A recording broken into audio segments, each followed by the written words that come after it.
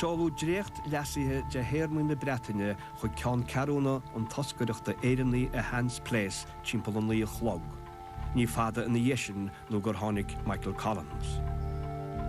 Bhí mí aine bhaiceal ná raibh an chuid eile ribh sa hala. Shiúil sé síos agus suas seomra an bhí go nervhíseach. Chuir sé duine gan in áir de staire chun rág ra sé híos, ach níor chuair sé féin suas.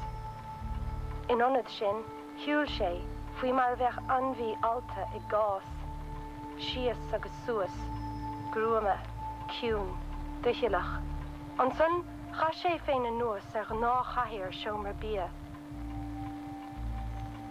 Agus méid féchan der, bhris mo chrí le brón, nuair a chuimh níos ar an géasa agne a bhí ag brú ar an bhar seo. Higus go hamnán trimme na freigrachta a bhí búilte ag cún sí ná raibh aon smacht ag orthú ar a rúile óga fiala. A copy of the revised British draft terms was delivered to the Irish delegation's headquarters at Hans Place at 9 o'clock. Michael Collins arrived shortly afterwards. Griffith spoke almost passionately for signing. Up to this moment, it had never occurred to us that Collins intended to follow the lead of Griffith, but we had hardly started talking when he declared that it was his intention to sign also, and Duggan, of course, followed suit. It was as if the world fell in pieces around us. All three then turned upon Duffy and me. Collins insisted that we knew nothing about the extremity the country was in, or the exhaustion of the volunteers. His brilliant system had been rendered helpless by elimination of its key men. He knew that physical resistance, if resumed, would collapse, and he was not going to be the leader of forlorn hope. He intended to live to fight again. Duine inis agus duine ríis, bhí ó grífa an Colánach agus Duggan a tí síú an éimeis na cuda eile a chur Bertan mail arú. Leanan aragóint go fada sin is gur an teóra ama a bhí lecaí síos ag Lloyd George ídíthe le breis is uair a chhlaig. We had doubts as to whether we would see them again. If only Michael Collins has as much moral courage as he has physical courage, we shall get a settlement. But moral courage is a much higher quality than physical courage, and it is a quality that brave men often lack. We had the most frightful battle in the delegation amongst ourselves, at which the most terrific things were said to Gavin Duffy and to me by Collins and Griffith and Duggan.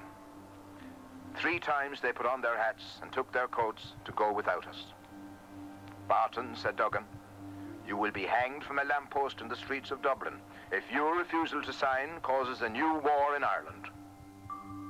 Bhí sinú Barton fiar hálachtach, bine fear de Valera, gan na hacaíocht siúd diet bhí éon tocrú a chealú. Tréis gáhfuid a chhlaig Aragóna has a Barton a lagú. My dilemma was that whilst I knew the Cabinet and Ireland would face war under united leadership, I had no idea what they would do when 3 of the principal leaders had ratted. When 3, including Collins, whom I had always looked upon as the pivot in our army, had agreed, what would the rest do when faced with war under divided leadership? Had I known Dev, Brewer and Stack better, I would not have signed it. What was perhaps the determining factor with me was that I had no idea whether, having refused to sign and thereby flung the country lads into war, I should not have been told when I returned that I had no justification for committing the country to war under divided leadership. This was an eventuality never dreamed of. Not one of us, not even Erskine Childers, thought of the instructions that had been given us before we left Dublin for the first time, that the final draft or the document about to be signed must be brought home for confirmation. If Duffy, Childers or I had stumbled upon that fact in our memories, we could have found justification for our refusal, and the articles of agreement would have had at most 3 signatures only, if any. Nobody thought of the instructions.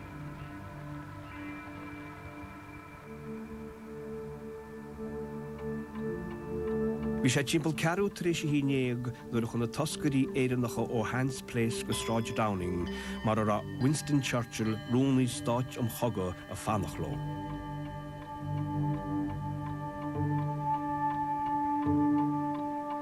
As before, they were superficially calm and very quiet. There was a long pause, or there seemed to be, and then Mr. Griffith said, "Mr. Prime Minister, the delegation is willing to sign the agreements, but there are a few points of drafting which perhaps would be convenient if I mention at once."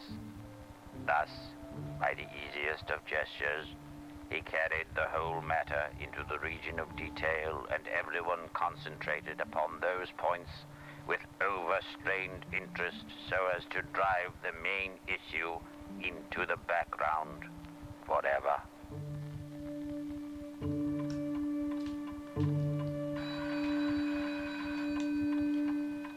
Bhí de bhaléire agus a bhain fós site caiistine i Strand House nar a bhfuilin telefón dearnach san liche. Bé Garrod O'Sullivan a bhír an bhóm agus scéal aige gur an Conradh sínithe. Bhí de bhaléire gur gheall an grífoch dal a gúrla leis an ggóireacht sal a sína iúlta de bhaléire teacht go dtí an telefón. On Monday night in Limerick, I heard over the telephone that some agreement had been reached, and I felt like throwing my hat in the air. I felt certain, on account of Griffith's undertaking, that our proposals had been accepted. Very early next morning, there was a telephone call for the visitors. Grandfather thought it might be news of the treaty at last, but nobody said anything. Grandfather drove to the station with de Valera.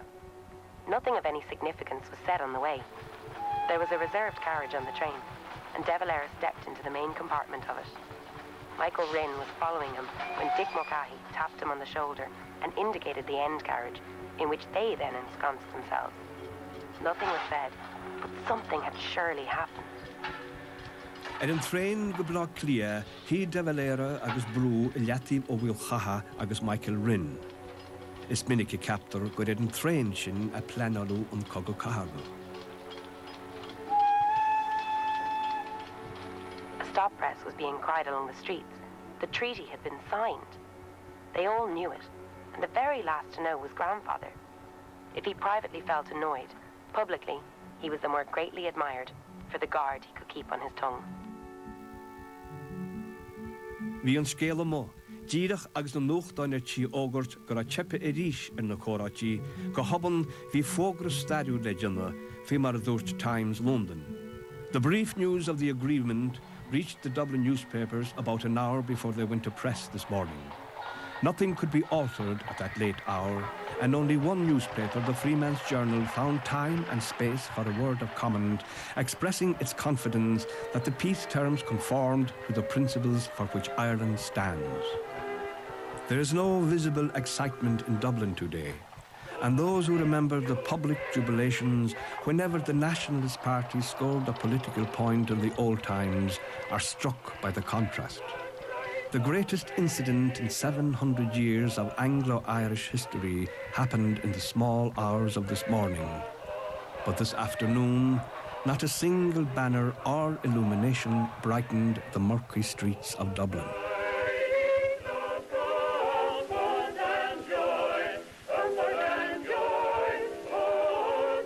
Bhíoch na siopí go hálín, lásta súsan ihe, agus na fuinneog go lásta le gachin rud an nullag. Agus détá dul ag fécin dearthú, lánú ihe, tríú cahar mágin. Ó, bhí mis mu fanna híthe. Hé mis gcónaí go dtí cléirís chun fécin isteach I ngach fuinneog. Agus bhí siopin sin fráid talbóid, gainís. Well, an fear leis an siopa sin, dearch sé leat dul sáil déanach ihe nullag, agus thorach sé gwit na breg anna bhí fáca. Ó sure an sin bheith flád beag agin an sráid, agus bhíimiis ag áran. Nead a rís ná go meach busca ceol ag duine aigen, agus beidir go rahamis amach an sráid ag áran. Ó, bhíh gach aine ag rinte an sráid am nullag. Bhí an tuairim chéile ag Elizabeth Murphy agus a bhí ag Times London. The first thought which occurred to many was that the coming Christmas will be the happiest which Ireland has known not merely since 1913, but in the present generation. Emotion exhausted itself today, and the country waits quietly upon events. I am writing before the actual arrival in Dublin of the terms of the agreement. And in the meanwhile,